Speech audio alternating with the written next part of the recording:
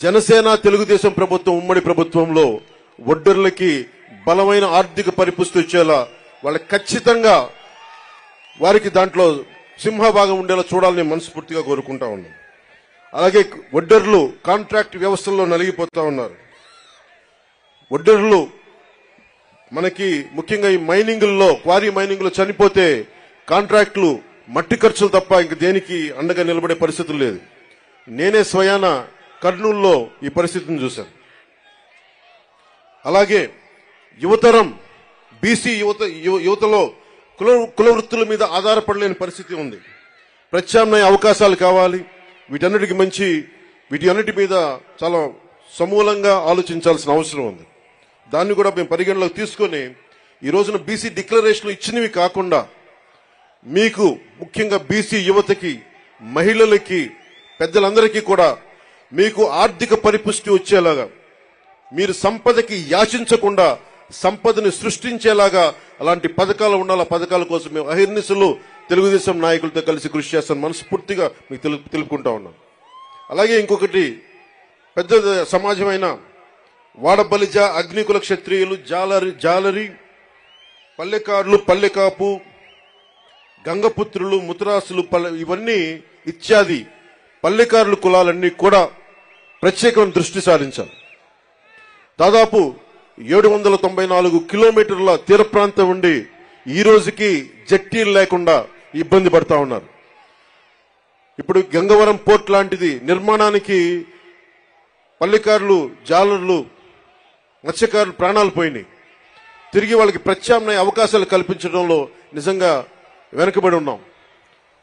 తెలుగుదేశం జనసేన ప్రభుత్వం రాగానే అలాంటి మత్స్యకారులందరికీ అండగా ఉంటాం.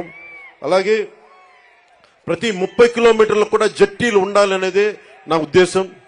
దాన్ని కూడా చంద్రబాబు నాయుడు గారి దృష్టికి తీసుకెళ్లి ప్రభుత్వం ఏర్పాటు చేయగానే ఎంత తొందరగా ప్రారంభించాలో, ఎంత త్వరగా జట్టీలు ప్రారంభించాలో కూడా దాని వైపు దృష్టి సారిస్తాం. ముఖ్యంగా మత్స్యకారుల పిల్లల్లో బాల కార్మికులు ఎక్కువైపోయారు, స్కూళ్లు సరిగ్గా లేక. అలాంటి చోట్ల ఆశ్రమ పాఠశాలలు ప్రారంభించాలని నేను మనస్ఫూర్తిగా ఆకాంక్షిస్తున్నాను.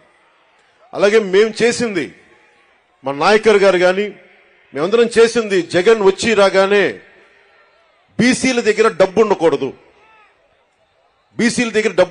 పల్లెకారుల దగ్గర డబ్బు ఉండకూడదు, మత్స్యకారుల దగ్గర డబ్బు ఉండకూడదు అని చెప్పి జీవో 217 పట్టుకొస్తే ఆ రోజున మేము నర్సాపూర్లో నేనే స్వయంగా ఆ జీవో 217 2 ముక్కలుగా చించేశాం. ఏదైనా సరే ఒకటే మాట చెప్పి నేను ముగిస్తా ఉన్నాను. మీ అభివృద్ధికి 153 కులాల సముదాయమైన బీసీ కులాలకి జనసేన అండగా ఉంటుంది.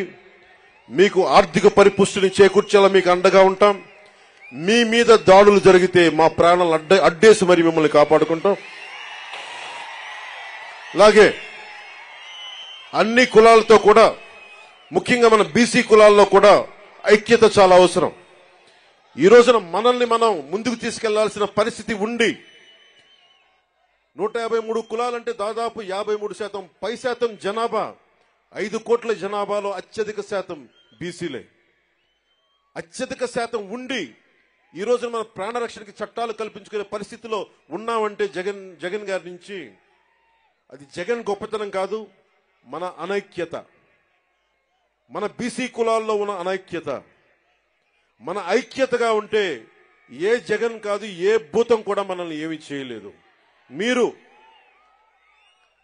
నేను అందుకనే ఇదే మంగళగిరిలో వైసీపీ వ్యతిరేక ఓటు చీలకూడదు అన్న మాట అన్నానంటే మన బీసీలు బాగుండటానికి కూడా దాని వెనుక మూల కారణం. మీ భవిష్యత్తు బాగుండాలి, అందరూ ఆనందంగా ఉండాలి. భవిష్యత్తులో మీకు జనసేన ఈ కూటమి తరపు నుంచి ఎప్పుడు మీకు అందుబాటులో ఉంటాం. ఎందుకంటే టీడీపీకి ఉన్న మంచి పేరే రామ్ మనోహర్ లోహియా గారి ఆలోచన ధోరణితోటి బీసీలకి అత్యధికంగా పీటు వేసిన పార్టీ. దాన్ని ఎవరు కాదనరు, విస్మరించలేరు. మనస్ఫూర్తిగా వెనకబడ్డ కులాలకి అండగా నిలబడినందుకు రామారావు గారిని ఒక్కసారి స్మరించుకుంటూ, మనస్ఫూర్తిగా మహానుభావుడు, నిజంగా అధికారం రాని కులాలకి అధికారాన్ని కల్పించిన వ్యక్తి. రామ్ మనోహర్ లోహియా గారి స్ఫూర్తిని 80s లో ఆయన ముందుకు తీసుకెళ్లారు. అలాగే ఈ రోజున మనందరిపైన ఉన్న ఇది బాధ్యత కూడా ఇంకా చాలా కులాలు ఉండిపోయినాయి దూరంగా. జగన్ వచ్చి రాగానే 34% ఉన్న స్థానిక ఎన్నికల్లో